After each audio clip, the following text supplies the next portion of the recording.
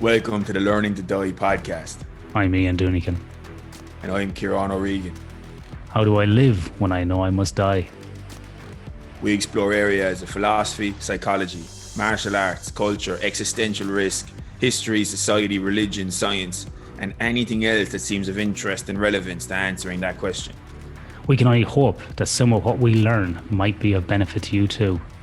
Namaste, sapiens.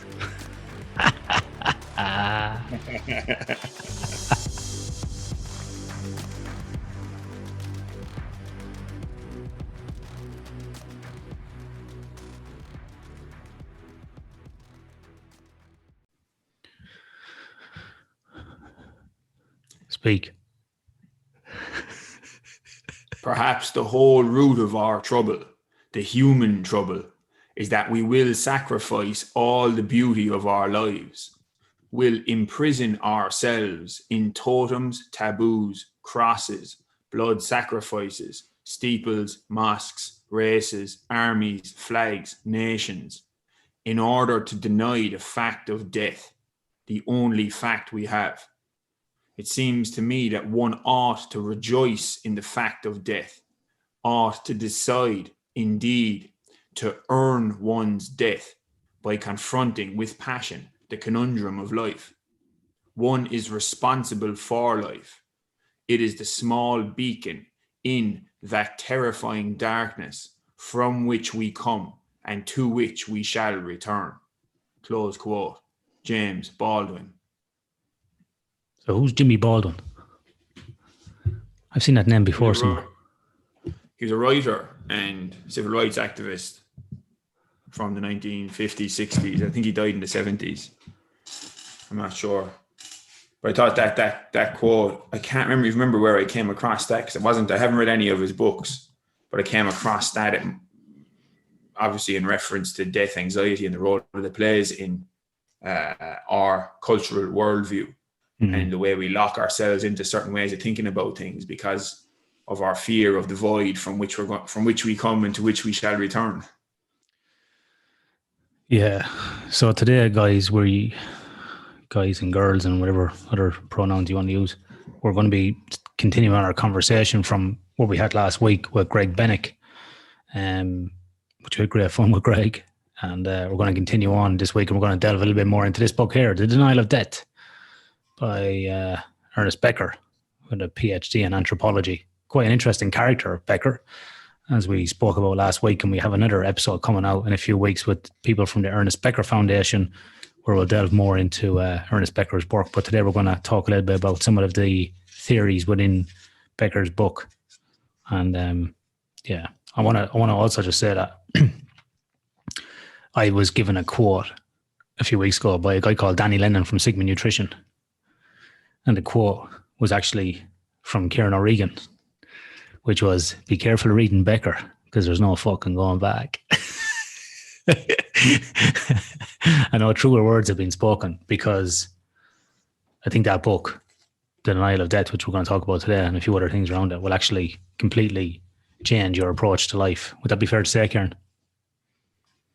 100%. And it provides... from the outset, so there's Becker's work, and then there's terror management theory. And what I'm still managing to wrap my head around is the fact that terror management theory seems almost too good to be true. Like I talked about this with the two girls as well, and the two ladies from the Ernest Becker Foundation, that it almost boils down to kind of a unified theory of psychology almost. Which almost seems too good to be true. But then you have this data coming from all over the world, from hundreds of different labs all over the world, research psychology labs, that are all kind of adding verification or support to the idea. So terror management theory being for anyone who hasn't seen the previous episode with Greg, I'm pretty sure we talked about it in there, being the research psychology application or study of Becker's philosophical and psychoanalytical ideas. And it's unbelievably interesting. And it almost becomes And this is what we talked about this with the girls, like, and this is what, and Sheldon Solomon has talked about this himself as one of the main guys in terror management theory, that it almost becomes like self-referential maybe, where Freud's whole thing, which is why he got so much criticism off the likes of Karl Popper, was that anything that would come up evidence-wise or socially, psychologically, Freud would find some way of relating it to sex. And no matter what happened, Freud would figure out a way of relating it to sex. And the key people involved in terror management theory are aware of that same problem.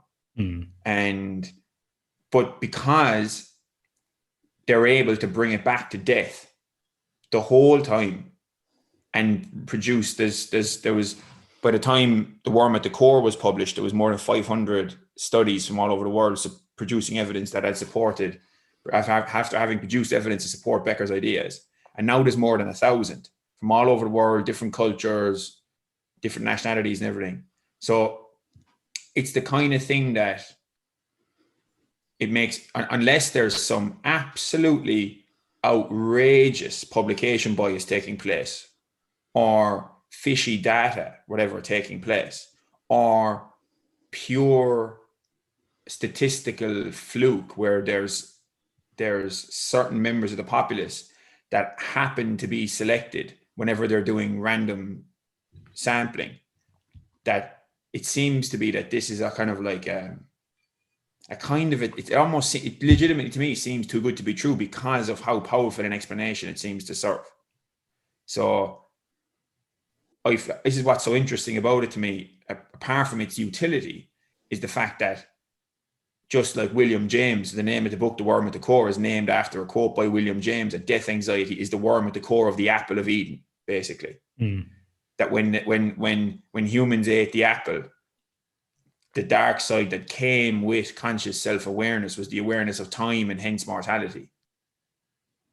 So yeah, it's really engaging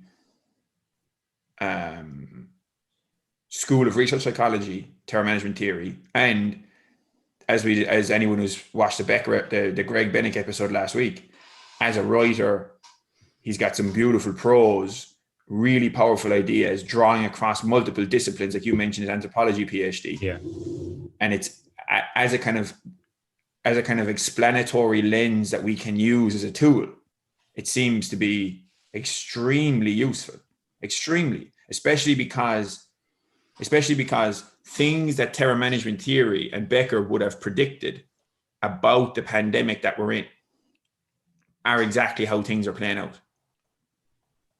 Things that, like, people digging in their heels, people who have kind of authoritarian tendencies, living those out, people, like tribalism increasing, ideological kind of conflict increasing because people are digging in their heels in their cultural worldview, etc. And because of the death anxiety. So like, you could have in advance predicted this, which is, I actually have a section here from an essay that I published the day before the American election that I think would be interesting to read at some point here, because I basically just referenced terror management theory to basically explain why there'll be violence if Trump was to lose. Go ahead there and read it there. Whilst we're on that. Okay, so terror management theory is, to me, quite a useful lens through which to analyze the quite sudden tidal wave of wokeness since Floyd's passing. So in that sense, I was referring to George Floyd, the death of George Floyd, obviously. Yeah. Terror management theory this was published again the day before the American election. Terror management theory is a branch of research psychology created by Sheldon Solomon, Jeff Greenberg, and Tom Paszynski. It is grounded in the work of Ernest Becker, who reckoned the knowledge of our own inevitable death to be the central driver of human affairs. As the three aforementioned researchers wrote in their fantastic book, The Worm at the Core, quote, "Some 30 years and more than 500 studies later, there is now overwhelming evidence confirming Becker's central claim that the awareness of death gives rise to potentially debilitating terror that humans manage by perceiving themselves to be significant contributors to an ongoing cultural drama, close quote. I do not think it is coincidental that such a dramatic cultural event as the George Floyd protests occurred off the back of a viral pandemic. It is worth remembering that for nearly 3 months up to the death of Floyd, people were living in novel fear across the US and West at large. They were told to stay away from other people. They were losing their jobs and facing into legitimate financial ruin. They were forced to attend funerals via video conferencing and were, most obviously with regards to mortality reminders, on the receiving end of a constant bombardment of virus death toll reports. Then, to compound matters even further, anyone who tuned into the media was presented with escalating blame game tensions playing out between the US and China, a hot war between whom would likely lead to civilizational collapse, if not human extinction, as a result of nuclear apocalypse. On the impact of such death reminders with regards to cultural beliefs, Solomon and colleagues went on to write, quote, "We discovered that subtle and even subliminal reminders of death increase devotions to one's cultural scheme of things, support for charismatic leaders, and confidence in the existence of God and belief in the efficacy of prayer. They amplify our disdain toward people who do not share our beliefs, even to the point of taking solace in their demise," close quote.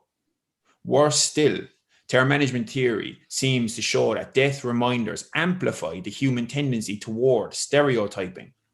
Solomon and colleagues mention the following examples of such research. Quote, "When death is close to mind, people prefer their outgroups to fit simple stereotypes. Following a death reminder, Americans prefer Germans to be neat and organized, male homosexuals to be effeminate, men to pay for dinner, and women to babysit their neighbors' kids.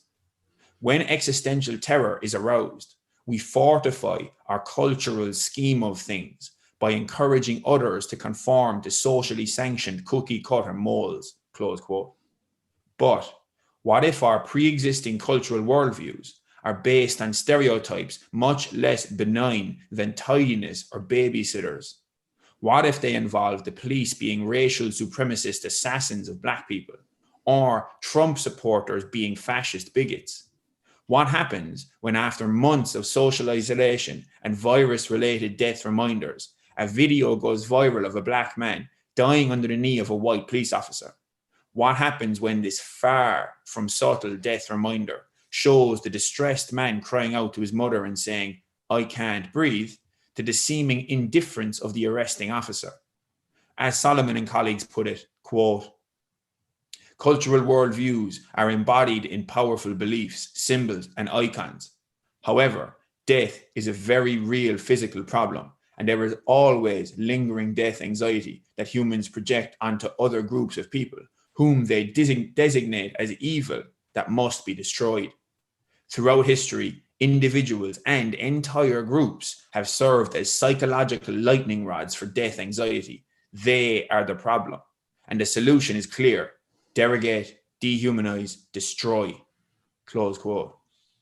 This is represented in the often used "defund the police" slogan, which to some people means diverting some funding away from law enforcement and toward other services, but to others means all funding. This more extreme sentiment is evidenced in clearer examples of dehumanization with the protest signs reading, quote, "Abolish the police," close quote, and quote, "All cops are evil," and "Kill all cops," close quote. Furthermore, since terror management theory is a general human phenomenon that seems to cross cultural and political boundaries, it is hence also useful to analyze the reciprocal radicalization in response to this divisive and destructive woke ideology. The aftermath of the George Floyd death resulted in not only peaceful protests against racism and police brutality, but also rioting, destruction of public property, looting, and violence that somehow went unaddressed and uncondemned by the supposed progressive left in the media and political elites. For example, not only did presidential hopeful Joe Biden take his time in speaking out against such mob rule and abandonment of the rule of law, major left-wing media organizations like NPR even published a well-circulated article that actually tried justifying looting based on genuinely mind-boggling arguments, which were, of course, riddled with critical social justice sentiment. To his credit, Trump's administration has in recent months actually banned spending of federal funds on critical race theory-based education in government workplaces. I do, however, doubt this was done from any deep place of philosophical understanding or principled morality.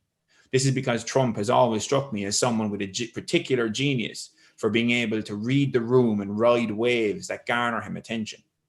Regardless, this has gotten him much applause from those opposed to the danger presented by the Maoist woke, whether or not they actually like the president. On top of this, the riots, looting, and violence by so many of those claiming to carry the flag of social justice now gives Trump a platform to run on as the law and order candidate who can claim to want to protect society against anti-US criminal anarchism. This was a well-needed gift to the Donald by the woke zealots due to the inherent divisiveness of the ideology that is puppeteering them. With all this in mind, even ignoring the viability of Biden and Harris as appealing candidates, I would not be surprised, in spite of the current polling, if Trump succeeds in election in less than a fortnight. Trump has received heavy criticism for his handling of the pandemic, which would have been fantastic ammunition for his detractors in the run-up to the election. However, the energy given to woke critical social justice by this George Floyd movement could very well have given him a much-needed boost. Due to the fear this mayhem has induced in many swing voters that the whole of the US will end up like the city of Portland, which, according to British author and journalist Douglas Murray in a recent interview with Bret Weinstein, currently resembles a third world country. The reason Portland is in such bad shape is because of almost nightly riots there since late May involving Antifa, Black Bloc, and Black Lives Matter supporters. Bret Weinstein himself and many reporters like Andy Ngo have been shining a spotlight on these as they seem to be largely ignored by the legacy media. A historical example of people's shifting support for a formerly unpopular president. A historical example of people's shifting support for a formerly unpopular president after death reminders that may be worth mentioning is the support of George W. Bush before and after September 11th attacks. Of this terror-induced swing toward cultural reinforcement, Solomon and colleagues wrote, quote, "Prior to 9/11, Bush's presidency was viewed as ineffectual and uninspired, even to many of his Republican supporters. However, the president's approval ratings reached historically unprecedented heights a few weeks thereafter. That Bush's tremendous popularity was in part a result of the dramatic and ongoing reminders of death and vulnerability provoked by the attacks was confirmed by experiments we conducted in 2002 and 2003, showing that following a reminder of death, Americans felt more support of President Bush and his policies in Iraq," close quote. Unfortunately, I cannot help but see that the woke zealots taking a Trump victory as evidence. Unfortunately, I cannot help but see that the woke zealots taking a Trump victory as evidence, not that many of his voters were simply afraid, but that they were in fact evil. This could then lead to further protests and riots. The resultant mayhem then obviously provides further affirmation for those who voted for Trump that they were in fact correct in doing so. And even if Trump loses, as the bookies suggest he will, my understanding of terror management theory would lead me to expect some of his most hardcore supporters to view this loss by Trump as a legitimate threat to their very existence, and so may kick off with social unrest of their own. Unfortunately, January 6th. Unfortunately, quite a few of these hardcore Trumpists are likely very well armed. Hence, I fear the vicious cycle will spin itself into a tornado, leading to the terrifying possibility of escalation towards serious bloodshed. When both sides feel like they are on the side of infinite good, any means necessary is justified in employment against the enemy who stands in the way. As Solomon and colleagues wrote, quote, "As both sides claim the ethical high ground and bemoan the indignities to which they have been subjected, violent confrontations seem not only justified, but morally imperative. Ironically then, a good deal of evil in the world results from efforts to rid the world of evil. As Ernest Becker starkly put it, the natural and inevitable urge to deny mortality and achieve a heroic self-image are the root causes of human evil. Close quote. Right. That was way longer than I remember. That's okay. Now I got a heap of stuff here on this to talk about. Go for it. That's from an essay as well. For anyone who wanted to listen to that, that's from an essay on my podcast called The Divine Joker. Yeah. That's kind of like mapping the kind of the culture wars and this kind of like hardcore right, hardcore left kind of conflict, but through the lens of the Joker movie, the 2019 Joker movie with Joaquin Phoenix, and using that as a spine to discuss essentially the culture wars and the polarity, yeah, understanding and the polarity and the human shadow and shadow projection and the human capacity for evil and destruction. And terror management theory is one really kind of important strand of that. So this is a nice kind of jumping off point, Ciaran, into something that I've been thinking about lately. And in my mind, I'm putting it together like a framework, right? So if we go back and we look at Becker's work, right? And for anybody that doesn't know, Becker's work was written like in the early 70s. I think he died in 74. I think this came out in 71, 72, this book, Denial of Death. So some 50 years ago nearly, right? Yeah. And so in the book, he really compares and contrasts his work a lot against Freud. Is that fair to say? He uses Freud as like kind of a bedrock to push off, really. That's how I would kind of explain and it. That's what the two ladies, I keep calling them girls, the two ladies mentioned, and it was a really good point, is that because Freud keeps bringing everything back to death or to sex, yeah, and Becker was doing so with death, that maybe that's what served an interesting contrast for Becker to bounce off. Yeah, I have to admit, like reading the book, it probably made me less of a fan of Freud than more of a fan.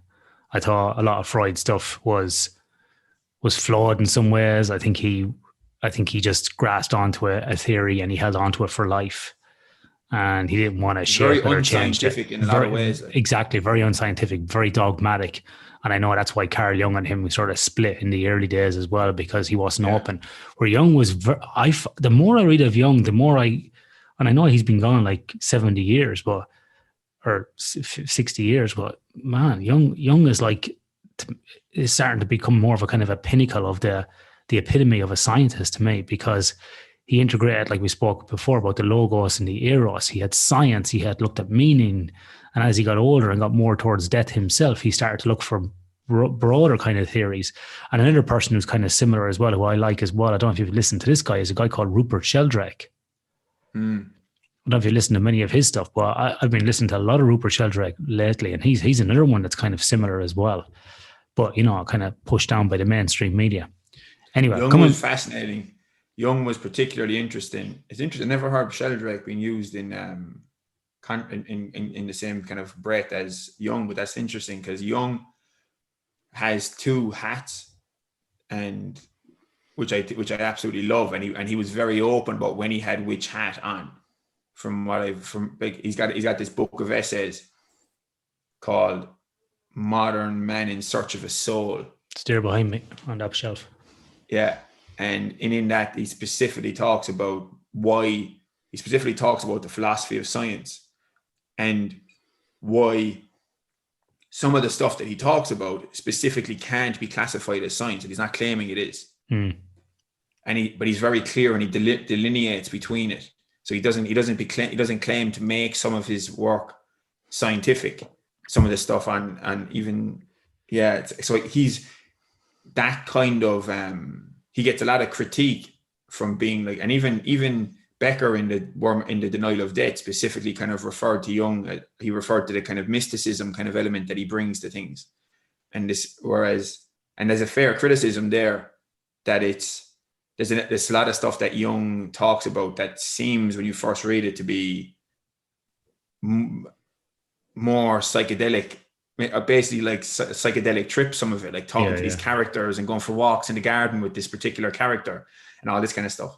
But then Jung is very explicit about what's science and what isn't. So when you're aware of that he's very explicit, and then it becomes a lot easier to read what he's talking about in a way of being able to get useful stuff from it and be able to use these analogies and metaphors and even descriptions of these archetypes and everything in a really useful way. That's why I think. Sorry, go on there. That's I just think that like people like this are similar. Like, so Jung was a psychiatrist. Peterson is a clinical psychologist. Sheldrake is a biologist. And I find it interesting that these people, I put them nearly in the same category of people, because whether you like them or hate them, if you start listening to what they're saying, they're integrating that kind of science and mysticism, or logos and eros, and they talk about these different things. And I think it's quite interesting. Sheldrake is quite profound for me, and I've been listening to more and more of him. And I would really urge people, if you want a great overview of Rupert Sheldrake's work, he was on Joe Rogan's podcast a number of years ago, back around episode 500 and something. It's a great episode. I've listened to it maybe about 5 times. That's a great way to launch into Rupert Sheldrake. But that might be a conversation for another day. I want to come back to that essay, because whilst Becker's work was relevant 50 years ago, in the middle of a Cold War, now we have the denial of death probably more prevalent in our world today to some degree. Now, I don't know what it was like back in 72, because I was only born in 78. But what about this? I feel like we have this framework at the moment that I would classify as, I don't know if you want to call it the convergence framework or the convergence theory. We have the following things happening. We have a greater divide between rich and poor happening in the world. That's been shown time and time again. So like 50, 60 years ago, the average CEO was making maybe 9 or 10 times more than the person on the shop floor. Now it could be 100 times more, right? Or more. We have that happening. So we have this polarity between the haves and the have-nots. Thinking about Brave New World nearly, right? Or Elysium, that movie where the people were living in the sky in utopia. We have the woke culture that's been going on. We have seen this in universities 10, 12 years ago starting off, and we've seen it come in now to businesses in the last couple of years. Coupled with the woke culture, or inclusive of that, would be cancel culture. We see statues coming down. We see, the postmodernism, woke culture tearing down the establishment. People like me are the worst, 40-year-old toxic white males, even though no one asks me what I do, but I'm the worst. We have that happening. But that's happened in culture before. When the Roman Empire converted to Christianity, they tore down all the Roman Empire statues. We would probably walk around Italy today looking at Roman and Greek statues, but they were all torn down by the Christians. So that's always been happening. We've got this fake news thing happening. Now, whether you subscribe to fake news via Donald Trump, it doesn't really matter, because there is fakeness in the news happening these days. And around coronavirus, we've seen that as well. There is numbers of videos circulating, or pictures showing news reports from Italy, UK and Australia, and the file footage and the pictures are the same actual hospital ward. There's footage of people going around in these kind of sperm suits, hazmat cleaning gear, getting pictures taken to look like everything is all toxic, but it's not really. It's just been done from media. So there's multiple of those things happening in the context of coronavirus. We've also tending to control people. Yeah, we've also had the polarization in American politics with Trump, right? Polarized the country probably even more. Republicans versus Democrats, Christians versus non-Christians. We've had all this happening as well. We've obviously had the COVID-19. And within the COVID-19, you could separate that into multiple levels. Because if you look at what day is today? Today is the 18th of July. Yesterday evening, I was watching the Grand Prix practice in the UK. Packed, sold out. No masks, no social distancing, sold out. Right? They still have hundreds of cases a day. Australia, 5 to 10 cases, locking down the whole country. So the polarity there in the approach, right? Because we think down here we can eliminate a virus. We got politicians here who are like the Ubermensch, the fucking delusional. But anyway, that's another conversation. So maybe the opposite of the Ubermensch. Oh, yeah, exactly. Well, it's the Ubermensch that they think they are. They're going to be some sort of hero that's going to Yeah. that's completely unreal. Like it's lack of reality. Yeah. So I think of the Ubermensch as a that kind of self overcoming, whereas it looks like these people are like these authoritarian politicians. They're not about overcoming themselves. They're about dominating others and controlling Yeah, others and having power over others. Whereas the yeah. Ubermensch, like Nietzsche's Ubermensch, is like I think of it like having power over yourself. It's a self overcoming. Whereas these are like These are the power hungry. overlords. Yeah, Yeah, yeah, yeah, yeah. It's more yeah, like an overlord. That's probably a more apt term. yeah. Just hold on for a second. I want to continue with this before I forget these ones I've written down here. We've also had the whole, which could be coupled with the woke culture and the cancel culture, the whole pronoun thing happening, People I don't know if you're getting this in Ireland, but people here are like writing pronouns on their emails that they're she, her, their, the, das, like whatever you're supposed to use. That's getting shown the whole time. You got the demise of science to some degree in terms of we, are cancelling out more and more people in the scientific community. It's very divisive now. You either agree to a narrative or you don't. If you don't play the game, it's becoming more and more, it's harder for real science to occur in academia, less positions, less funding, and more politics now are being played because of those less positions as well. So you've got that happening as well. And then within the COVID thing, and cross that as well, you've also got this whole vaccination subcategory as well. So if you don't want the vaccination and you go, well, I'm not at risk, then you're just anti-vaxxer. And if you're an anti-vaxxer, then you're lumped into a whole group of people that are in a certain category, Like people are shouting and wondering, like you're a fucking moron. You got an IQ of 50 because you don't want a vaccine. And then you got people posting all over the internet about getting vaccines. I often ask them, will they be posting the rest of their medical records? If you're posting that one, why won't you post the rest of them? I'd like to see all your STD tests as well up there. But anyway, do you think, Aaron, with all of those things, that we've reached this kind of convergence? It's like a superstorm of bullshit, really, in our world, where I've never seen this amount of things happening at once. Like you spoke about the George Floyd thing. And that's another thing as well that's in here is the Black Lives Matter on top of this as well, which even hit here in Australia and probably hit a lot of countries. I know it had stuff in Ireland as well. Some specific cases of Ireland that were quite crazy, like, where someone got, shot by the police, but he was going stabbing people in the fucking post office and slashing people. But then it was like, you killed someone. But anyway, so there's all these things happening. So for me, I feel like it's just massive convergence of shit all at once.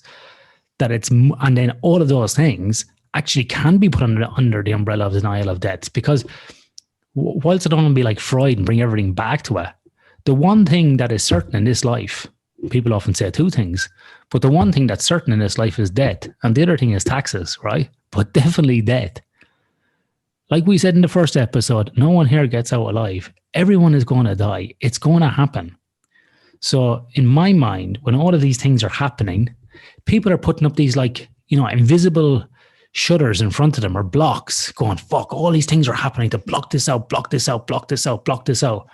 I think in Solomon's paper, and these guys, Basinski and the likes of these guys, the guys who wrote The Worm at the Core, sorry, I should say their names. It's Tom, I think it's Basinski, how you can pronounce it, Jeff Greenberg, Sheldon Solomon, and Mackenzie Lockett. They wrote this paper called Terror Management Theory and COVID-19 Pandemic.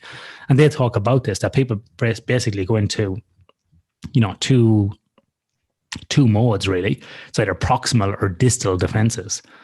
And distal defenses, basically focuses on maintaining faith in their cultural worldview and enhancing self-esteem. So it's like putting up these, like you said, these barriers, where proximal defense is like, oh, well, see, well, from my reading of it is like, I can't really do anything about this. I'm going to die anyway, so I might as well just keep living my life. And then the people who have all these defenses get mad. Like I'm in the first camp, the proximal. I'm like, what the fuck? Like you can't control all these things. Like kind of a stoic philosophy. I can't do all this. And then other people, when they say to me like, oh, what do you think of vaccines? What do you think of COVID? What do you think it is? What do you think? And I go, I can't control it. What's wrong with you? It's like, what the fuck? Like, what the fuck? Why are you getting so mad? Why are you getting so mad about what I think or what I do? Like, it's really weird. But it goes to your point about it's that overlord mentality. It's like, I want to impose my worldview. Like, it's really bizarre. But what do you think about this kind of convergence theory of all these things. Yeah, man. I think they all, and then they feed into each other, because so much of that uncertainty and fear and conflict generates more of itself. So then it builds and it builds and it builds, because there's two points there. So one that I'd like to make first, because I think this is an unbelievably interesting tangent, or not tangent, but roll on to that. What you just said is that, so a key part. So people care about what your opinion is, because in it, from a terror management theory, Beckerian kind of a lens,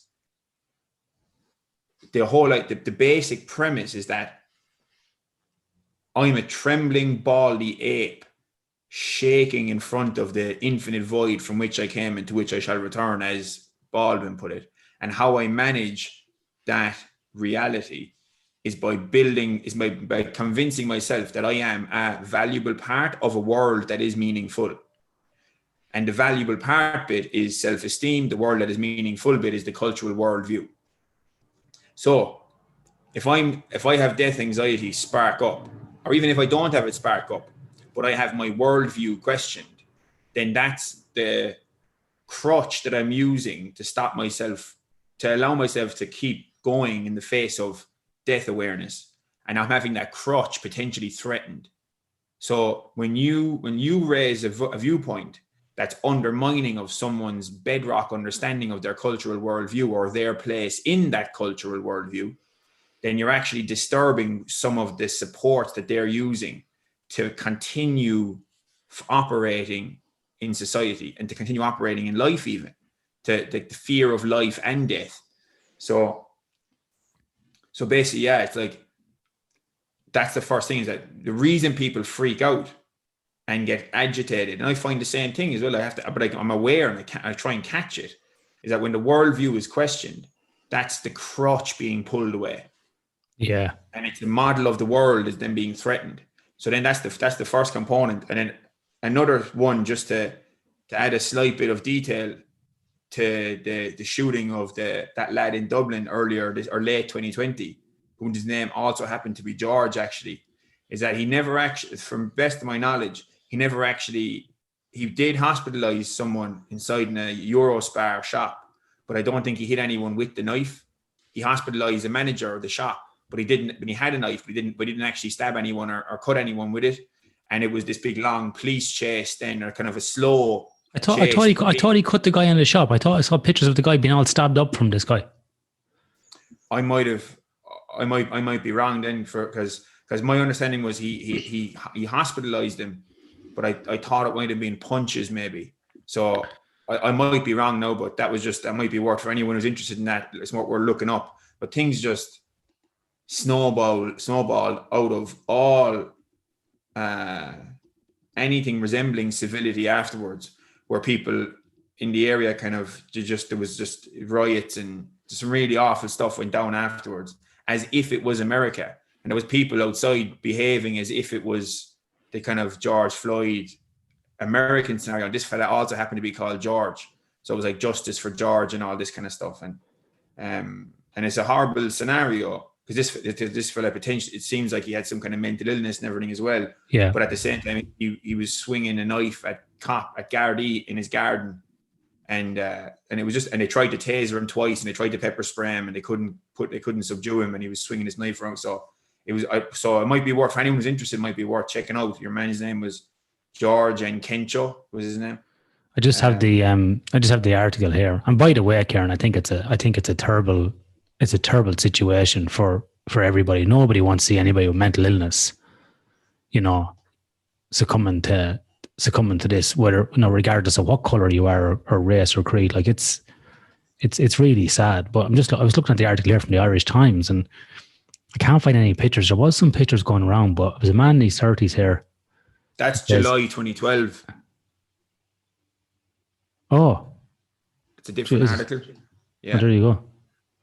So the guy's name is George and Kencho. Is the guy's name. This was last year, 2020. It's from December 2020. Yeah, good pick up there. People be accusing me of fake news now. But that's just worth just correcting, No, it's good, and that's. But see, there's the thing, Ciaran. You bring up a point. I go, oh, okay. And we move on. Where people like, I was doing a bit of an experiment there on Facebook earlier on this year where I would ask questions and people were going fucking ballistic. I would put up a point of view that was on the news, like, about maybe obesity and COVID. And then, but there's other people who are not. What do you guys think it is? And people were going for me. And I was putting up like scientific data and going, here's for and against type of things, or putting up systematic reviews or meta-analysis, which incorporate for and against data. And then I was getting called all sorts. And I'm like, we can't even have a conversation.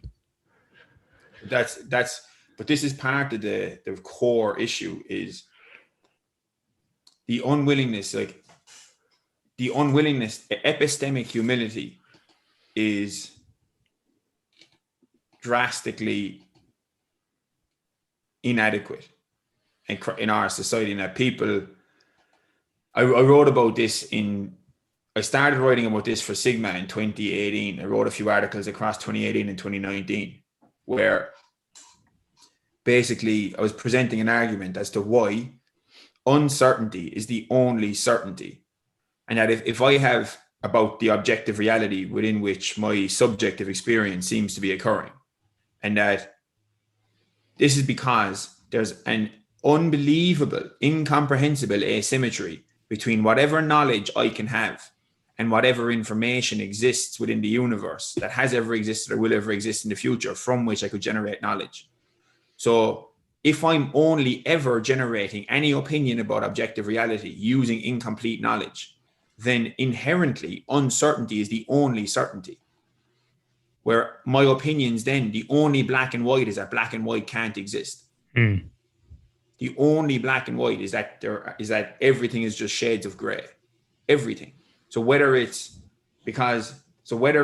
formulating an opinion about the pandemic, formulating an opinion about politics, about anything, but science especially, that's where it comes from, scientific thinking. It's just based on this idea that we're all united by our infinite ignorance. Like there's that Karl Popper quote of, he said, while we may vary greatly in the little bits that we know, we are all equal in our infinite ignorance. Oh, for sure. And that's, but it's the ability, Ciaran, to have a conversation and go on this discovery together and help shape each other.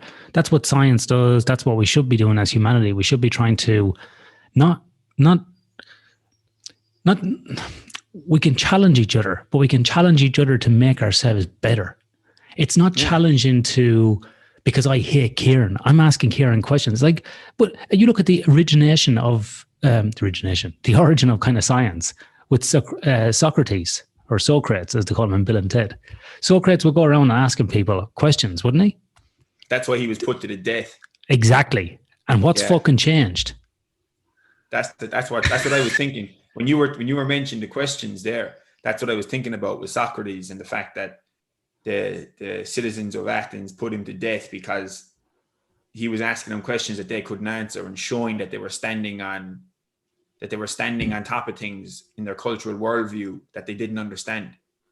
And he was able to confront them with the depth of their ignorance. Yeah. And he didn't like it. They had their worldviews challenged, and he wasn't even being a prick. He wasn't going around saying, "Oh, you're fucking wrong and you're this and you're that." He was just asking questions, and people got mad at that.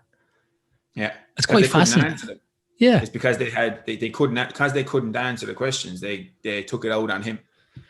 But really what we should be going is, we actually don't know this. Let's work on this. Let's work on real things, And like that incident they were talking in Dublin, and apologies, I can't find the article right now or the pictures. I'm going to try and find that and link it into the show notes if I can. And I thought I saw some pictures, but maybe it's from the previous one now. But I think, what's interesting is that we just can't seem to be able to sit down and have these conversations about what went wrong and what we can do in the future. Like, whilst that incident, you can feel for the guy in the shop that either was threatened or stabbed or whatever happened. You can feel for him. You can feel for the poor guy, George, who got killed by the police for what he was doing, because he has a mental illness. And the other thing is in Ireland as well. So people need to probably remember this in context. Irish police are not armed. So it takes a long time for an armed police to get there. They have to call out a specialized unit. It's not like in America where we have guns on cops in Ireland. So it takes a long time for them. I think it was like 30 minutes before they came out. Now, I think judging from it, could something else be done? Could they have shot him in the leg as opposed to shooting him to kill? Could you shoot him in the fleshy part of the thigh, as they say, you know? Like, could something else be done? So what was all the multiple failures that happened there? And maybe the multiple failure, the root cause or the contributing factors at the very start was the mental health system, Ciaran. Yeah. You know, so we want to blame the downstream consequence and how people manage that. And maybe it was the situational awareness on the day. Maybe it was training. Maybe it was fear from the cops themselves. Maybe it was, you know, a mental health issue that happened. Then you go all the way back up, and mental health conditions can be exacerbated by family conditions. So how far do you go back up looking for retribution here? Because the people could have that, and I don't know the circumstances of that family, but maybe let's say they moved from Nigeria, for example, which a lot of people have done over the last 20, 30 years. They moved from Nigeria. It's been difficult for them. It's been hard to assimilate to any new country, as any person would find it. And Ireland's very culturally different than Africa, you know. And so maybe there's all those things. And maybe the stress of that brought on a mental illness or exacerbated or promoted it within that poor young man. And then he ended up, you know, that's that chain of events that happened. And it's terrible what happened for all parties involved. But until you sit down and look at everything logically, like that's what has to be done. This screaming and roaring and running through shopping centres, screaming and roaring at people where the event didn't even take place. Like, it's just, I find it really, I don't even know what to make of it. I'm like, but it's an unwillingness, it's a desire, and this is what's happening across the world in so many different domains, and it's related to a lot of the really useful list that you made of all the different issues that are going on at play. Is that so much of what's happening is a desire for, it's a clawing. The world is only getting increasingly complex, and our information ecology is generating, using algorithms that are optimizing for screen time, that are set up to make our ape brains addicted to the software that we're using, to the platforms, to keep us on site, to generate advertising revenue, etc. And then the world is getting increasingly complex, but we're not, in terms of our awareness of 7.8 billion people worth of news, and that something can happen, like the George Floyd thing in the US. And then hours later, there's protests on the streets of Cork and in Australia. Yeah, same here, So, but so much of what's taking place, it's the same thing in the US. Like, this idea, it's the common thread, if I just try and boil it down, is that it's a tendency that we have to claw onto simplistic solutions to complex problems. We're desperately clawing at trying to grab simple narratives and to put a simple narrative on a complex issue. So, like, you look at like the George Floyd thing in the US, is that you have so much going on there, like all these different threads, like where the coroner came out and said that he had taken a lethal dose of fentanyl. The videos show him being off his head on something before he was falling down and tripping and panicking before he was ever put on the ground, before he ever asked to be put on the ground, because he wouldn't stay inside in the police car, and he asked to be put on the ground himself, asked. And then he was saying he couldn't breathe before he was put on the ground. He was saying he couldn't breathe while he was still standing up, and his legs were dropping out from underneath him while he was still standing up. So this was happening. But why was that happening with him? What had he taken? According to the coroner, he'd taken a potentially lethal dose of fentanyl. So then you work back up the chain. Well, why did he take the fentanyl? And you keep going, and you go down that thread with him. And then you look at the police officer. So then you have, well, what the fuck is going on where the selection process and or training process of police officers leads to a situation where that happens, where you're kneeling on a fella even after he stopped moving. So what's going on there? And that's a different argument. So there are two different strands, even just looking at just those two scenarios. But then there's a third strand, two different discussions. But then there's a third one where the two guys actually knew one another and seemingly worked together and didn't get on with one another in a security environment. Yeah. So then there's another, exactly. But there's multiple strands that could be identified, and no one will ever know what all those strands were even. Yeah, but even if we, so in that scenario, let's say that that's the case, right? And let's say that Chauvin had a maliciousness towards Floyd because it didn't get on. Let's say that was the case. Yeah. Then even then, the fact that a police officer had been selected and gone through training, yet still was able to allow personal feelings get in the way of taking care of the person that he was supposed to be, that's innocent until proven guilty. It's like a death penalty isn't what's warranted for a fake $20 bill or whatever. That from George Floyd. So even if that was the scenario, what's going on in the selection and training of police officers such that someone like Chauvin, who potentially could have brought personal ill will towards his job, you know? So then it still fits in that kind of a scenario. And like in this, so if you're unwilling to acknowledge all the strands of evidence and all the complexity of the scenario, then simple solutions that are being applied, like just like defund the police or whatever. Well, how about maybe it wouldn't be defund the police? How about it's pay them 150 grand a year and train them like Navy SEALs and have them do like one out of every 5 days they spend in training, physical training, jiu-jitsu, firearms training. They're working with counselors and de-escalation coaches, you know, and therapists. That they're getting their own therapy, and then they're also working with therapists learning de-escalation training. So then as well as Brazilian Jiu-Jitsu, as well as firearms training, so that they're getting, and that why is it not 20% of their time is spent doing that instead of just getting 6 weeks of training? Like in parts of the US where it takes longer, you have to do more hours of training to become a barber than a police officer. And so then there's realities to these situations that are really complex. And then there's 200 when happens, people latch onto a simplistic narrative. Just on that, Ciaran, before you move on, there's about 200 or more police agencies in America. It's not just one entity that controls all the police. You've got like county sheriff, town police, state police, blah, blah, like you go on, federal police. There's over 200 agencies, like different not agencies, maybe that might be the wrong term, but you might have like, I don't know, Denver City Police, and then you might have like Colorado State Police, then you might have, you know, the county of Leadville Police, and you might have the Sheriff's County, or like over here. So there's all those different, and it's about over 200 of those. So how do you control all of them? How do you align all of those things? Yeah, that's the complexity of it too. Even if you do how do you paint them all principles, and how do you paint them all with the same brush? Exactly. You know, but this is so much of what's going on, man, and it's the same crack with,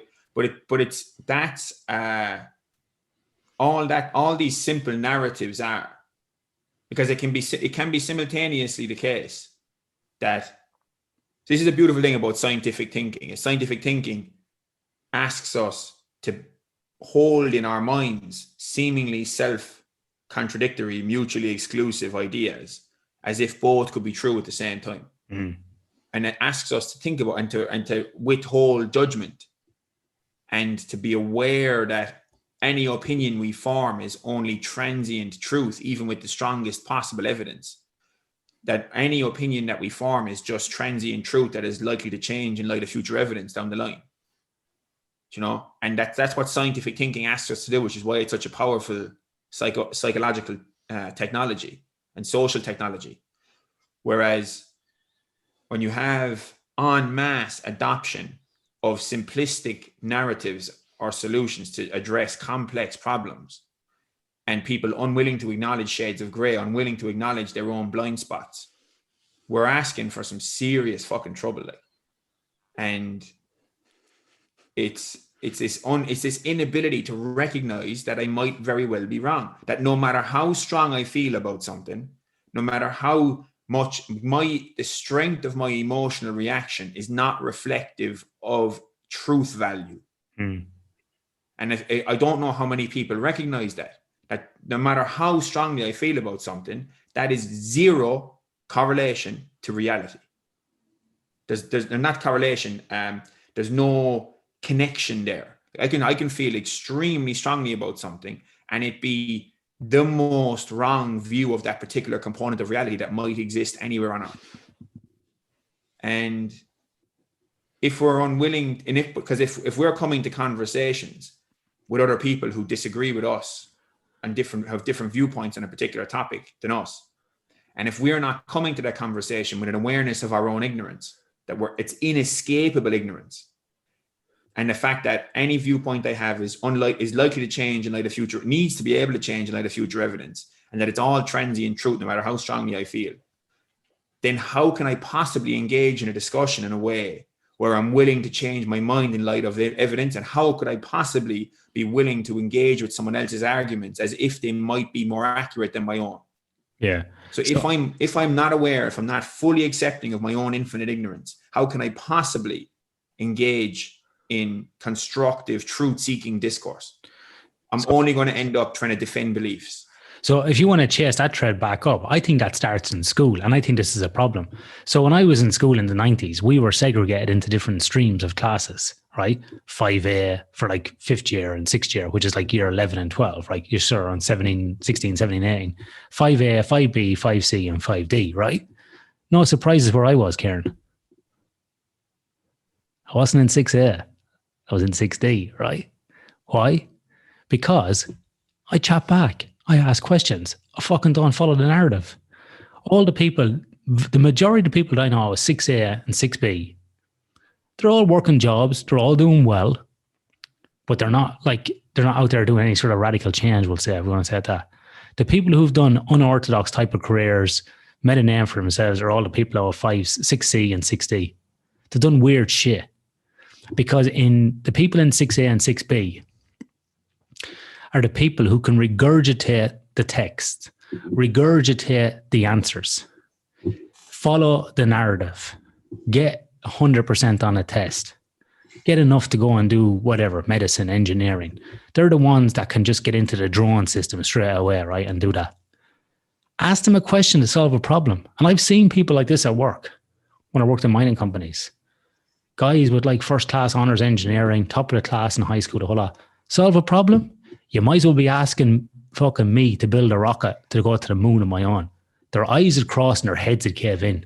Oh, I didn't learn that at uni. I mean, you didn't fucking learn that at uni. And it's the inability to be able to think laterally, like what you're saying, because scientific thinking is more than just scientific thinking. It's the ability to solve problems. It's the ability... You don't just think like that in science, is what I'm saying. You think about that in lots of things. You think about how to get the job done, how to reach the objective, what's the goal, what are we doing? You're not collecting knowledge and information for the sake of it. You're collecting it for a purpose. You're working towards solving problems. That's the type of people that actually move society forward. This kind of just sitting like a fucking drone, not thinking about things, is what leads to what we're talking about. Because people go for 20, 30, 40 years with their heads closed in and the answer was out of the book. They're the same people that sit down and swallow the shit coming out of TV that X, Y, and Z is happening. Like I had someone a few weeks ago saying to me, oh, it's terrible what's happening in India about the COVID. I went, yeah, it is. Oh, the deaths are going through the roof. Yeah. But what was the deaths before that? Oh, I don't know. But there's bodies floating down the Ganges. I went, yeah.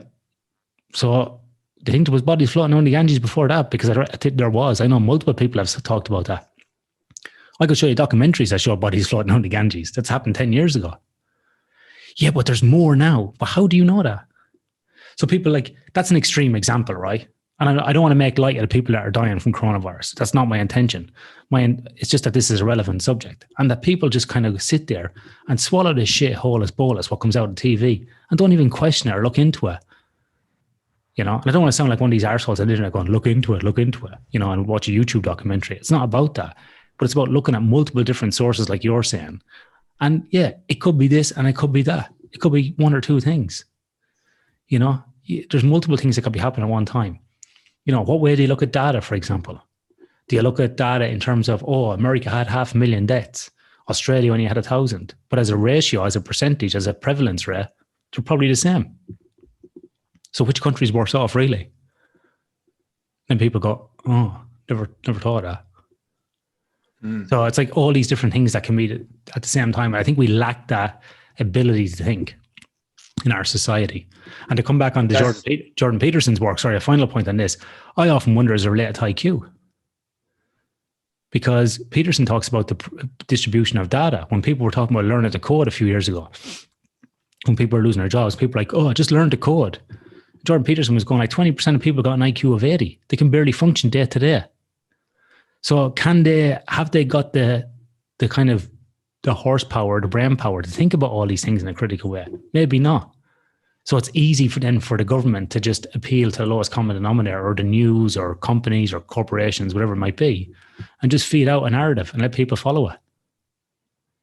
I don't know if it's necessarily just IQ, because like I know very little about IQ research and what it actually legitimately reflects about which cognitive capacities it reflects, because the likelihood is that people who are able to get 1-1s in university degrees in engineering or any other kind of math-based, physics-based, engineering-based degree are going to potentially have quite high IQs. You know, for example, but yet I think it may very well be a component at certain people at certain times, but I legitimately think of it just in terms of a psychological technology or toolkit. You know, like because you can learn critical thinking to higher levels, but if you've never been exposed to critical thinking based approaches where you're specifically systematically stress testing your own ideas and you're systematically stress testing your own hypotheses by trying to falsify your own conjectures. There's the key word, Ciaran: falsify your own. Not reinforce them or find evidence to support them. It's falsify them. And that is the basis of science and scientific thinking. But people think it's the other way around. Oh, you know, that person thinks X, Y, and Z, therefore they're just going to collect an evidence for it. Where what you try to do is falsify your hypothesis. Exactly. And that's, there's that element of, that's a psychological toolkit but that's where we essentially, and there's other elements that you mentioned, right? There are other elements of life where we do that, where like in Brazilian Jiu-Jitsu, like we get a contact back off reality that lets us know if our sweep works or if our armbar setup works or whatever. Instant feedback, yeah. We get feedback. But that same thing in its most distilled down form is science, because it's literally the study of nature, and nature is everything. So then it's immediately grounded on any individual that's trying to understand nature is essentially, as soon as you start pulling the thread, the whole universe comes out behind it eventually. You know, you start pulling on any thread in science and eventually the whole universe comes out behind it. And because everything is connected, and there's infinite ignorance underpins everything. So it's like, because science is literally just the study of nature at its base. And how do we do that? Well, if you think about it this, right? How do I study nature? Well, nature, what is nature? It's the whole lot. So, okay.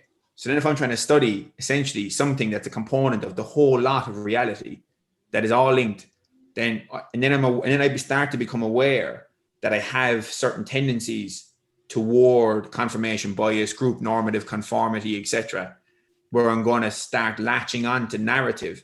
Then a social technology evolves and a psychological technology evolves such that if I try and find out where you're wrong and you try and find out where I'm wrong, then before you publish your paper, you're going to fucking take a sledgehammer to your own ideas to see, fuck it, if we're competing in a particular field and the two of us are competing in a particular area of what, pick your field, and you know that you're going to publish a paper and I'm the other closest competitor in that field in terms of like pushing boundaries, and you're going to be thinking, and I'm going to be doing the same, fuck it, I need to have my ducks in a row here. Then I'm going to send out my paper to a load of my colleagues and to myself, and I'm going to try and, where am I wrong here? Let me know where I'm wrong before I publish this. What's going on here?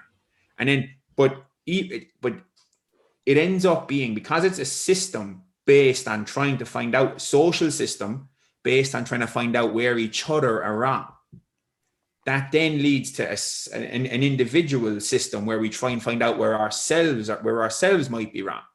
Whereas there are other fields that aren't necessarily set up, like we talked about in previous discussions. I don't think we've published it. We might have actually, where we talked about the grievance studies, where those fields in like fat studies, black feminist geography studies or whatever, these things that have the word studies at the end of it, they're not set up to find out where each other are wrong. They're set up to just support evidence in behind an idea about reality that is taken as some kind of a revealed truth. It's the opposite.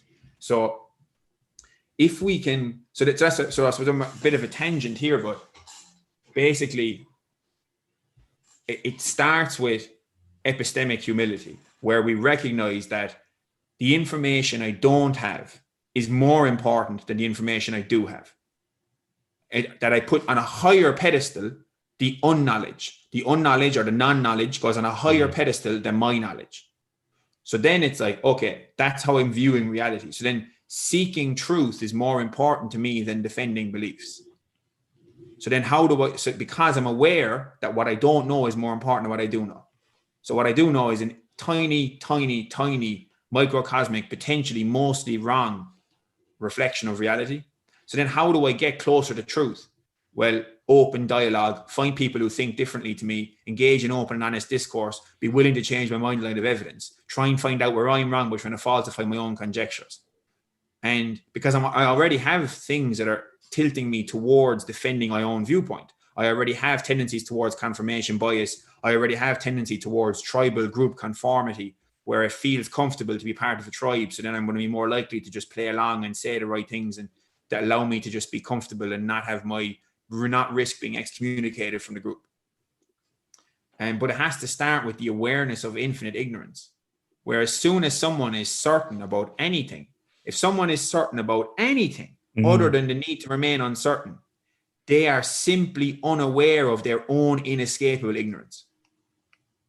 They're ignorant of their own ignorance.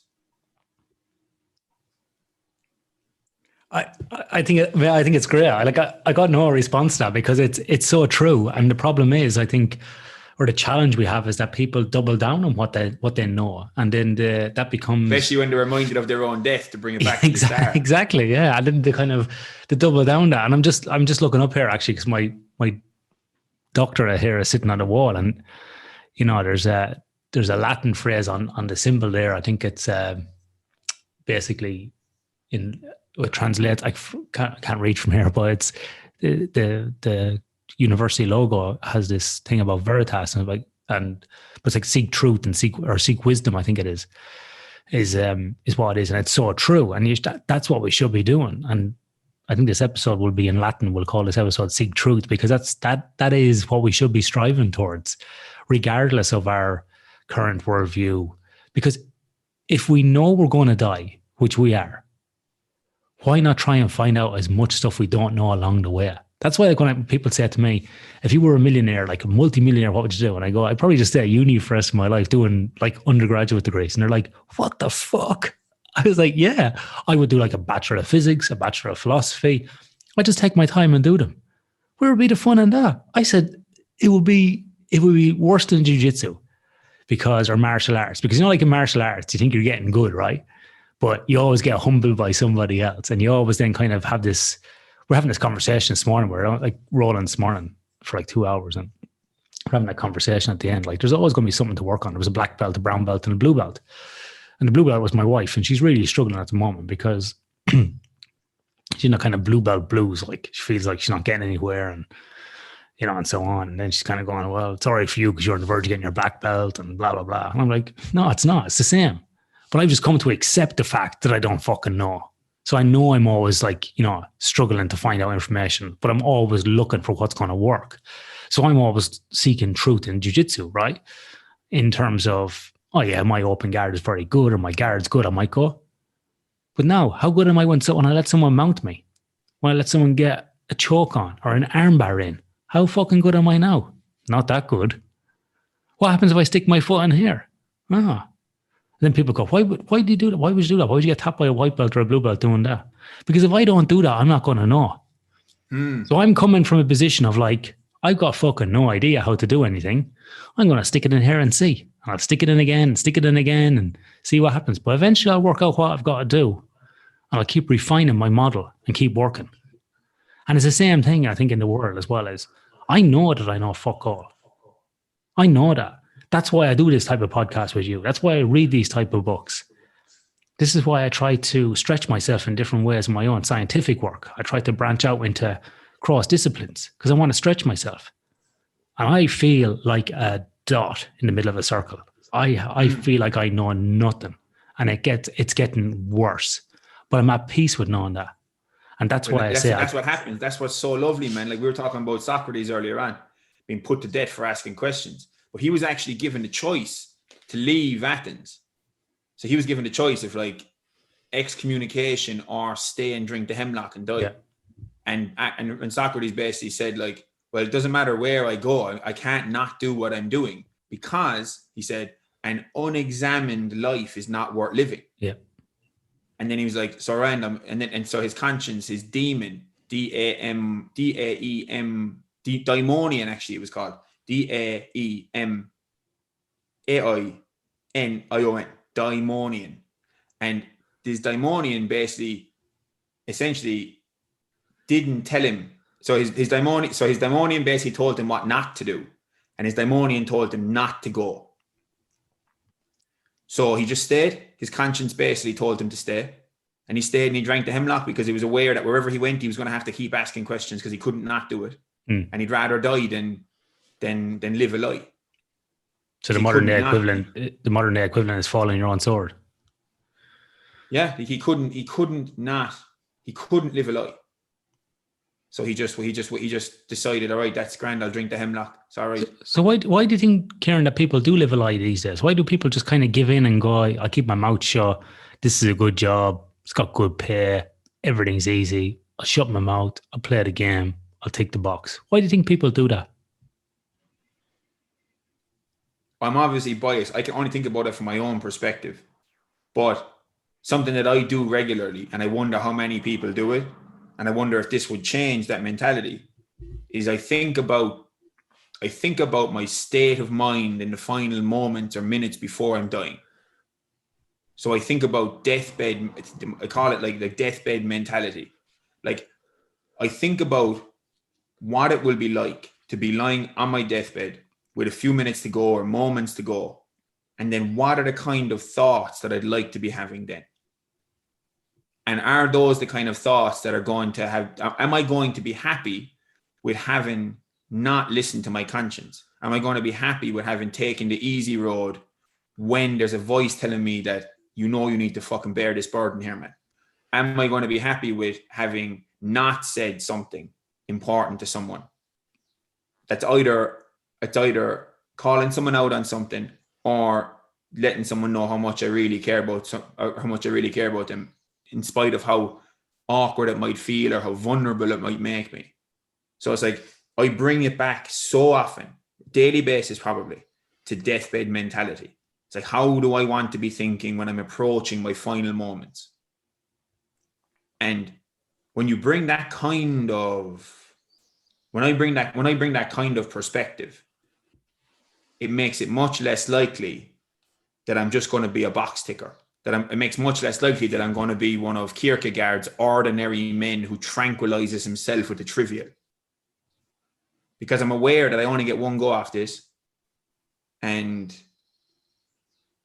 given that that's the case, is this decision to take the easy road or this decision to just hang up a Nazi flag in the window, making it harder for the fella next door to not hang up the Nazi flag?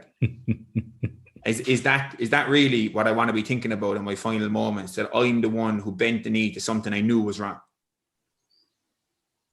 And that kind of viewpoint to me is like, there's very little else that seems that's as perspective building to me than that. So Ciaran, do you think you would be like Socrates if we were in some sort of world regime? Do you think you would just coast to the middle? Or would you not bend the knee and speak out and have fear of your head being lopped off? You see, like, in this scenario, I have no idea, really, because the easy thing for me to do here would be to say, yeah, I'm ready to go out in my shield. But at the same time, when I read the likes of Man's Search for Meaning, and you come across Frankl basically saying in it, where he viciously indicts himself by telling the reader all the good people died. Yeah. That all the good people died. And he's indicting himself in that scenario because he didn't fucking die. And Solzhenitsyn saying similar things. That's a powerful. You know what? I actually kind of meditated on that last week for about half an hour. I thought about that statement for about half an hour. That is a multi-level statement. That is a crazy statement that he made. That is like unbelievable. That statement about all the good men died in there, or all the good people died. That is, think about that. And you know what, Ciaran? I was watching a documentary last week about this guy in America who it's on Netflix, and I think it was called A Devil Next Door, and it's about a guy that got accused of being this guy like Ivan the Terrible in a concentration camp, and he got extradited to Israel. This happened in the 80s, and then the Israelis found him. Basically, were saying that he wasn't. The court found that he wasn't the Ivan the Terrible guy. And then he got extradited to Germany after that. And he basically died in prison. He was in there for like 24 years or something till he died. It's an interesting documentary, right? Because watch the guy in prison. Whether he is or isn't, I don't know. But the guy, when he was in prison, he was like all happy. Well, what I do about this? I got the Lord on my side. And I think he was Ukrainian originally. Anyway, it was pretty interesting to watch. But one of the things I picked up from it was, I didn't realize that in Israel, so this happened in the 80s, and people were testifying that had been in these camps in the Holocaust and saying, that's definitely him. I know by looking into his eyes. Like one guy gave testimony and said, that's definitely him. But then it came out later on that he actually turned around in a previous statement years before that, he had said that Ivan the Terrible had died, that they had beaten him to death. But now he's saying that he's still alive. So that was interesting. But I didn't realize that in Israel, and this is from my reading and from some of the commentary on this, and I could be wrong, but I'm just telling you what I heard. Many people after the Holocaust who went to Israel weren't received very well. The Holocaust survivors were kind of looked down upon for a period of time, as if like, what did you do to survive?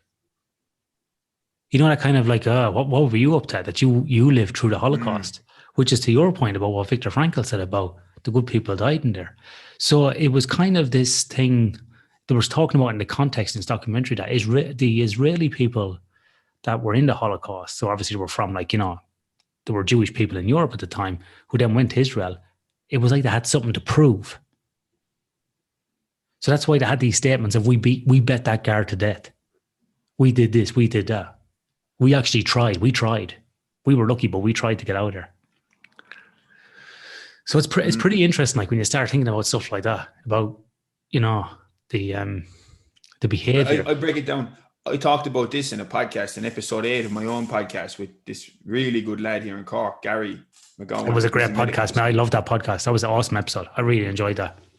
Yeah, I really enjoyed that. And this is the kind of topic, like if I think about, and you know this better than me, like when you're doing something that's like, if I think about something like Frankl, the Frankl and his people in the Holocaust and Solzhenitsyn in the gulags, and then people being tortured and watching their mates and they're starving to death and they're watching their friends die in front of them, and they don't know where their loved ones are. They're potentially, their wife and kids were brought to the chambers and they were forced to just do some work because they were more physically able, this kind of stuff. And then you think about at any moment, you can always run at the fence and electrocute yourself or just start climbing and get shot down. Mm-hmm. At any moment, you can just end the whole lot. You can get out of there. That's always an option. And as is always an option is to become a capo. I think they were called capos. Capos, that's exactly what they were called. Yeah, those people that basically were the people in the concentration camps, whether they be Jewish, black, gypsies, because there was lots of people in concentration camps. It wasn't just Jewish people. There was all different types of people in there, like Romanian gypsies and all sorts of people were in there. And those people that kind of basically became like trustees in a prison. Yeah. But they were nearly worse than trustees because they beat down their own for the guards. Yeah, to help the guards and help the guards to suppress the crew. Capos, yeah. Capos. So And when you think about that, and then I think about like just inane stuff. Like I when I do something, and this is where we went deep with Gary at the beginning of the podcast, even that when you think about how hard certain even physical tasks that we do are that are totally voluntary, and you'll have a much bigger frame of reference for this than me because you're ultra endurance stuff. When you think about how easy it is, that how strong that voice in the head can be, telling you to slow down, telling you to quit, telling you to stop, telling you this is too hard, you're getting hurt, this is too difficult, why are you doing this? And you think about that kind of internal dialogue during something as inane as doing burpees in the field or running or something that you're voluntarily doing this thing that's uncomfortable.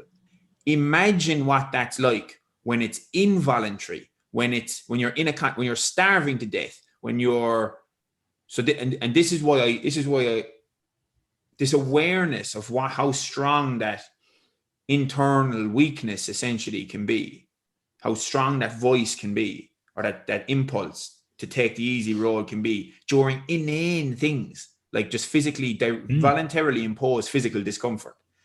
And then to think, well, if that's what it's like in that scenario, what would it be like when I'm starving to death, when there's a bit of food and there's not enough for the two of us, when there's an option to get an extra bit of food, an extra bit of calories by being a capo and helping to suppress these people over here that are from a different part of the city that I don't like anyway.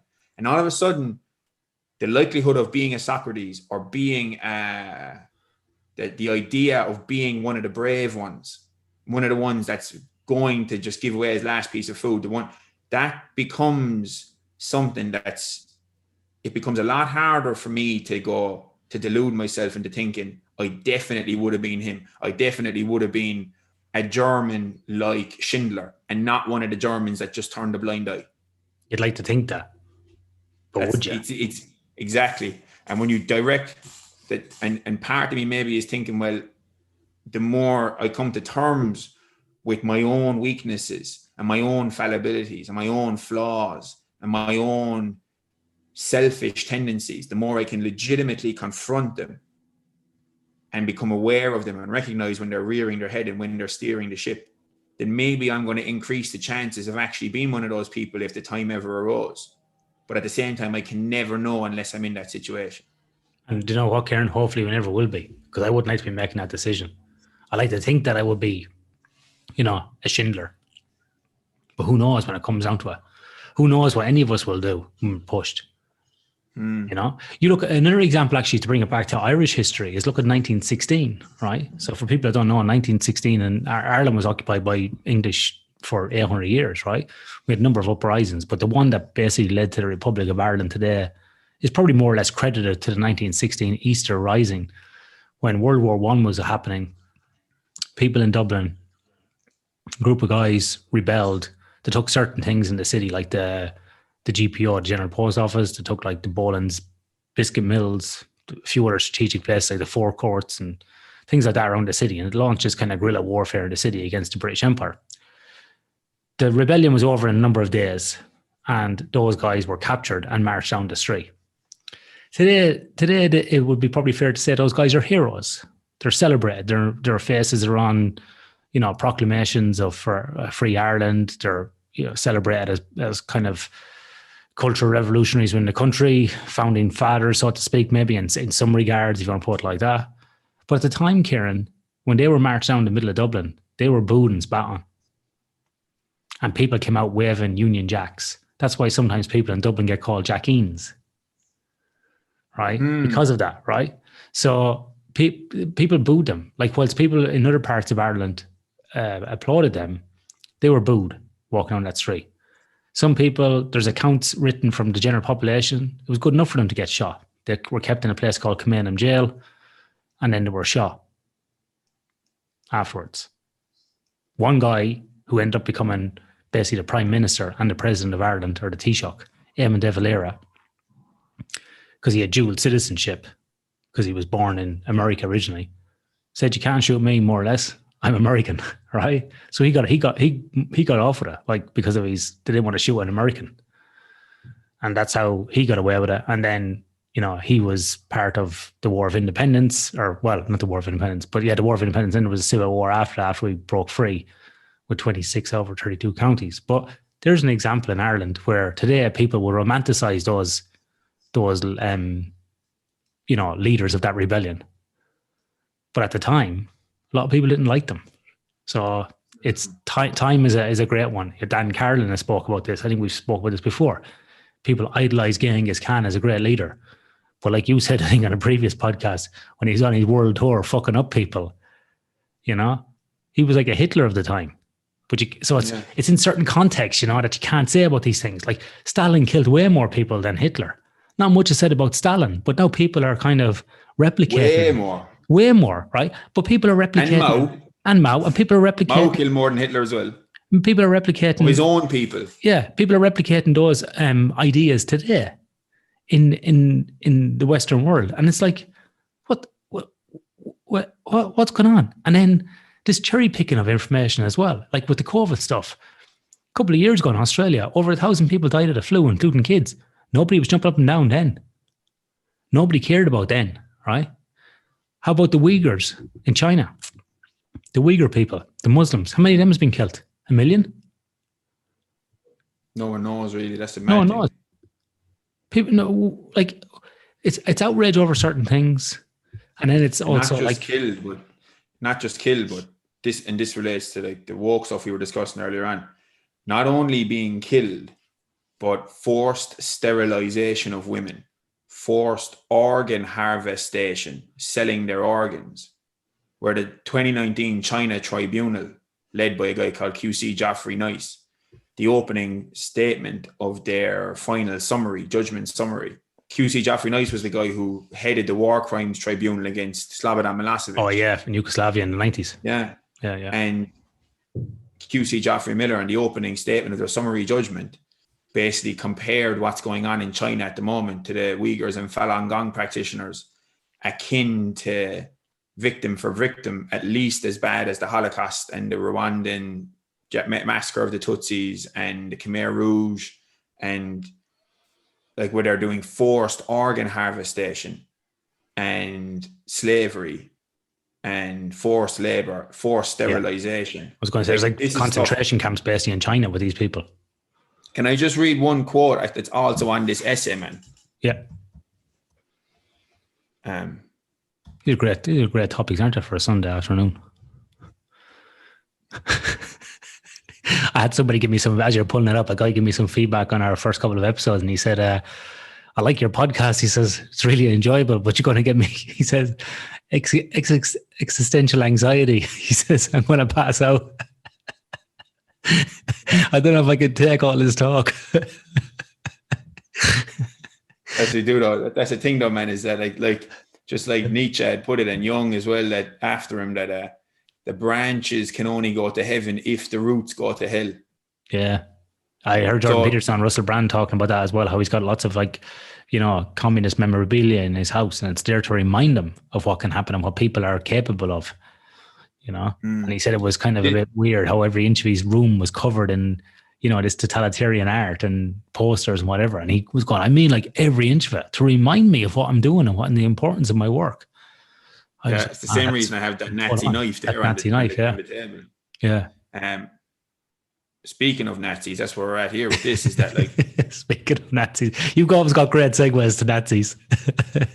Is that, so we're living in a scenario today with the Uyghurs as just one example, where there's a mass complicity and a quietness across the Western world, the developed world, who's aware of what's going on, but are unwilling to confront China about it because of economic reasons, because of basic economic reasons largely. And as a result, we're essentially living through a scenario that is equivalent to late 1930s into the 1940s, even during the Second World War, when people were still denying the Holocaust was even taking place in America. So this is an essay. I'm going to read a quote here by a guy called Arthur Koestler. And now, is this essay freely available on the internet? Yeah, I have linked to it here. We'll link that in the show notes then. Yeah, it's brilliant. The essay is called "The Nightmare That Is a Reality," and it was published in the New York Times in 1944. So I'll read this section. It's only maybe 10 lines long. It says, quote, "One death is a tragedy, but 1,000,000 deaths is a statistic," close quote. That's Stalin. So then I said, as much as I do not wish to give Stalin any credit, when he said that, he was highlighting a very real aspect of the failures of intuitive information processing in the human called the identifiable victim effect. Another author, a Jew by the name Kostler, wrote of the same phenomenon in an essay called "The Nightmare That Is a Reality," published in the New York Times in 1944. His was a screaming plea for people in the free world to wake up and feel the reality of the then ongoing Nazi Holocaust, on which he and many others were desperately trying to shine a spotlight. His allusion to the same unfortunate aspect of human reasoning touched on by Stalin went as follows, quote, 17 is a figure which I know intimately like a friend. 50 billions is just a sound. A dog run over by a car upsets our emotional balance and digestion. 3 million Jews killed in Poland cause but a moderate uneasiness. Statistics don't bleed. It is the detail which counts. We are unable to embrace the total process with our awareness. We can only focus on little lumps of reality, close quote. That we're in that scenario at the moment as a culture where the idea of hearing that there's 1,000,000 Uyghurs in concentration camps in the Xinjiang province, that there's forced labor, forced organ harvestation, where bodies are being incinerated after having their organs taken out and sold to Communist Party members or other wealthy Chinese people, or like these are realities that are taking place today in a very wealthy country, China, that's massively involved in all these international relations, yet our politicians won't talk about it, won't go after them, won't impose sanctions on them because they're too afraid economically of what the repercussions will be. And the abstraction, whereas one person dies, George Floyd, and all of a sudden, Black Lives Matter, all of a sudden, there's all this hullabaloo and everything freaks out. All of a sudden, there's all this extrapolation off the death of one fella, there's this expansion out to all cops are racist, kill all cops, and all this kind of madness. But you hear then there's 1,000,000 Uyghur Muslims in re-education camps, and a good chunk of them are being forced labor, slave labor, to make the fucking clothes that we're wearing, as well as women being sterilized, as well as people having their organs taken out and bodies incinerated afterwards. So then we're like, okay, we're living through that scenario. But we can't, because 1,000,000 people is an abstraction that we can't wrap our head around, whereas one fella, George Floyd, is the identifiable victim effect. Hundreds, thousands of Nigerian girls are taken captive by Fulani herders and Boko Haram over in Nigeria. Boko Haram took the Nigerian girls from the schools, took them hostage, used them as sex slaves, all sorts of stuff. Hundreds of them get taken. There is a bit of uproar, of course, but it dies down. Madeleine McCann is still in the news. And that's one little girl. So like we're not set up. Our intuitions are taken advantage of by the media because stories around a single person garner more emotional attention to us than 500 girls over in Nigeria. You know, so what we don't, our intuitions, we can lie to us. That how strongly, this is where this relates to what I talked to earlier on, is that how strongly I feel about something isn't a reflection of how accurate that thing is. So like the fact that I feel more strongly about Madeleine McCann than I do about 10,000 girls that have been taken captive and used as sex slaves in Nigeria, that's not a logical, rational thing. That's a failure of my intuition to be able to map onto reality. That's my mind not working well, but it's an inbuilt feature of the human mind that I need to be aware of, where how strongly I feel about a single victim is not reflective of how bad that situation is. But you see, when I hear you say those things, Ciaran, I think to myself, that's my own, what's that word? Sometimes I can't say it. Epistemic.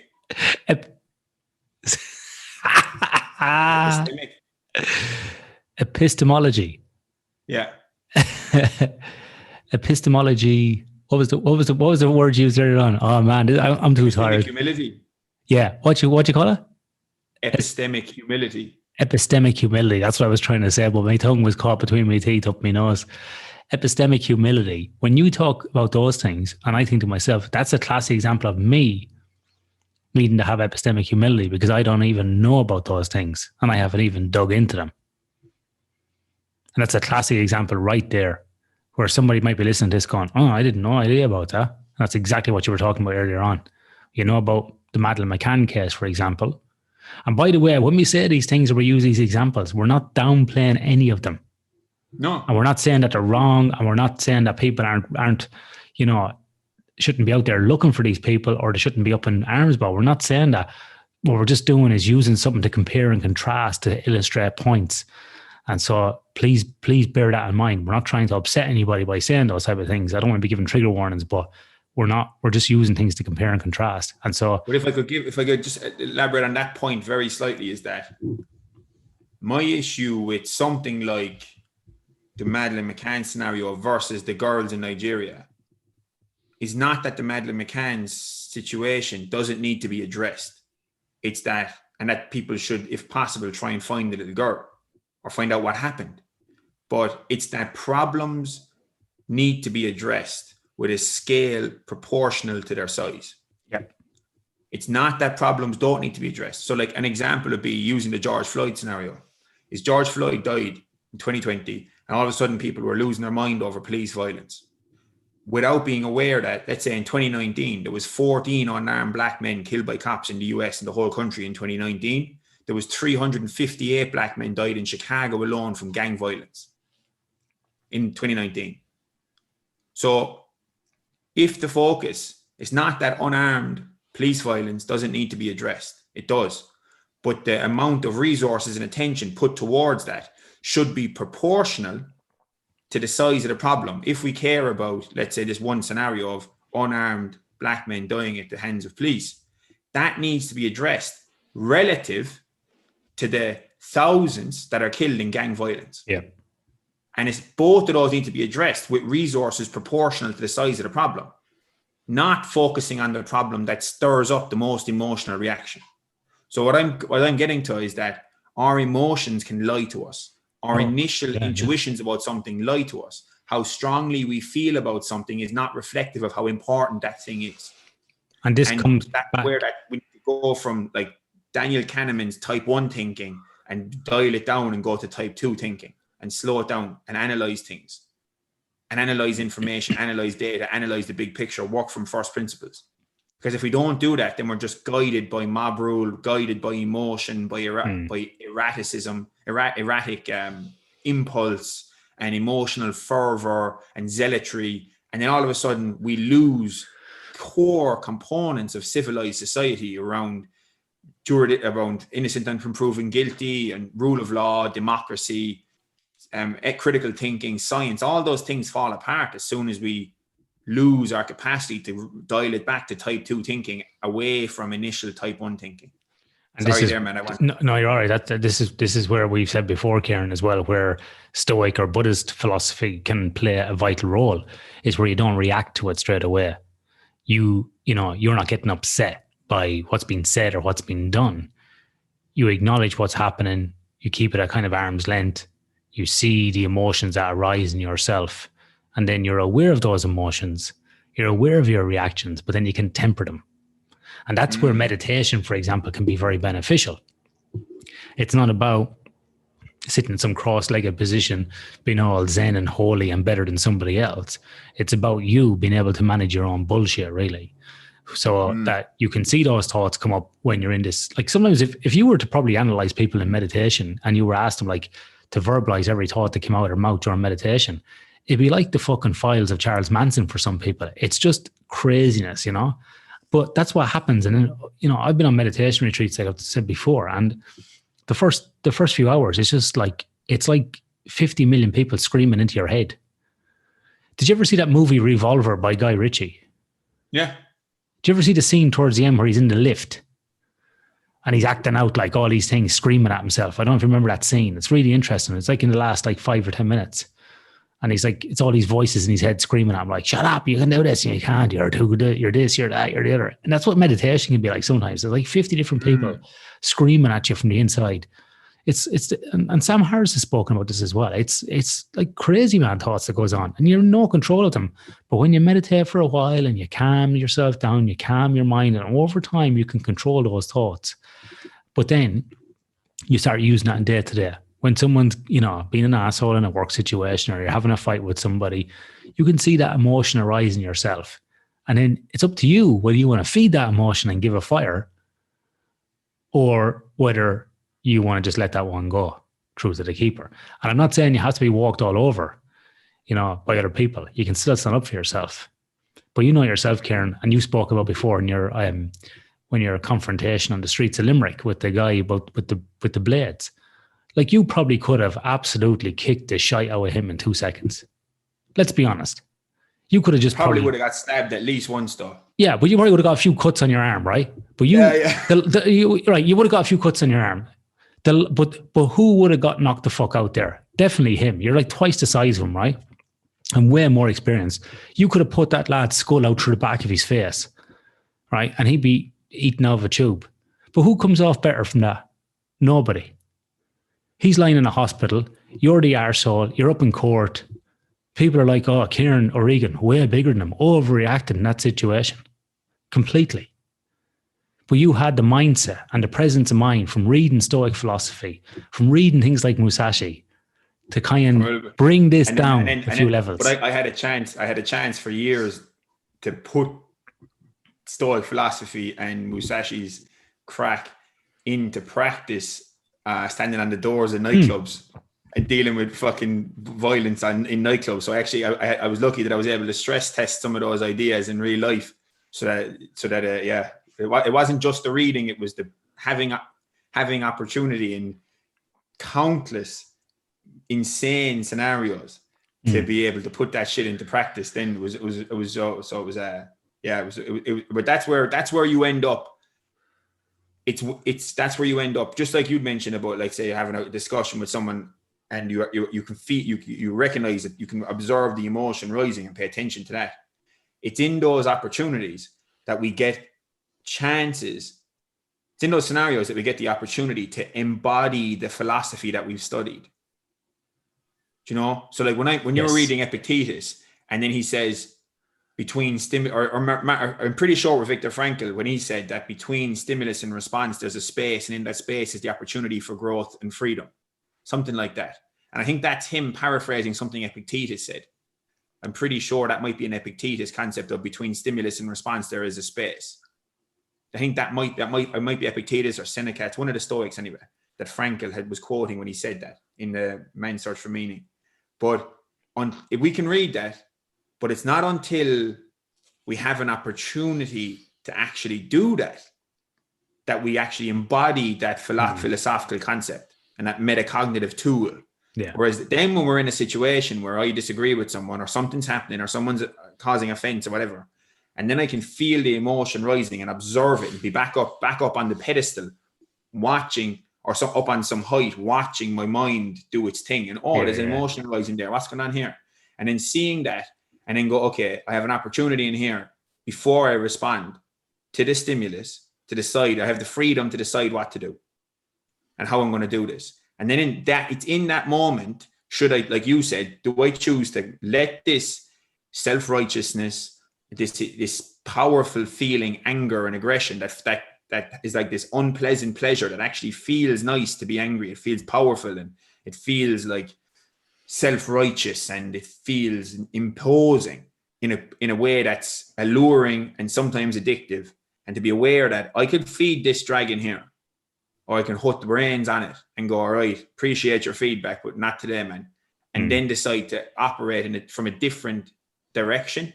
In that freedom is the opportunity for growth and the opportunity to embody philosophy, to make philosophy part of you, not just an abstract concept, but to embody it and make it part of you. Yeah. Excellent. All right. Let's leave this episode here for now. I'd just like to let everybody know that the Learning to Die website is up. So it's learningtodie.com.au. Go over there and check it out.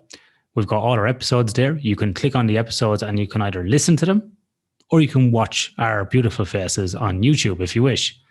If you like the episodes, please give us a review on iTunes or any podcast apps where you can do that. It will help get the message out. And if you are enjoying them, please share them with other people who may enjoy these conversations, because we've been getting some good feedback. People have been sharing them with their friends and they've been enjoying them too. So please share them out if people like them, or if there are certain topics you would like us maybe to approach in the coming episodes, please let us know as well. On the website, we got the episodes. We have a recommended reading list. We have a Spotify music list that we're building as well. If you want to listen to some songs that we've been talking about in the podcast as well, you can find out more about us there. And we'll have some blogs coming up and some writings as well in the future that we can share over there. Also, as well, coming up, we have a number of episodes. We'll have at least another 2 or 3 episodes on Ernest Becker's work. We're going to break down some more of the terror management theory. We're going to talk about some other core principles of denial of death. Like, I think, Ciaran, we have to tackle the twin ontological motives. That's definitely one we have to tackle. We also have the Ernest Becker Foundation interviewees. They'll be on as well. And then after that, we got the Book of 5 Rings. We have a number of episodes coming out on that. And we also have a special guest there, Sonny Brown, former MMA fighter, who also has a Sonny Brown breakdown. And then we will also be breaking down Man's Search for Meaning by Viktor Frankl, which we spoke about in this episode as well. So that's the kind of time horizon and the food that we're going to be devouring on this podcast over the next few months. But if you want more episodes in different areas, let us know. We are going to endeavor our very best to get a podcast out every week to you.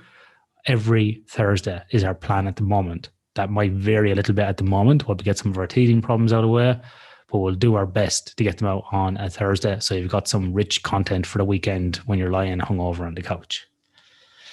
Ciaran, anything to add? Memento mori. Memento mori.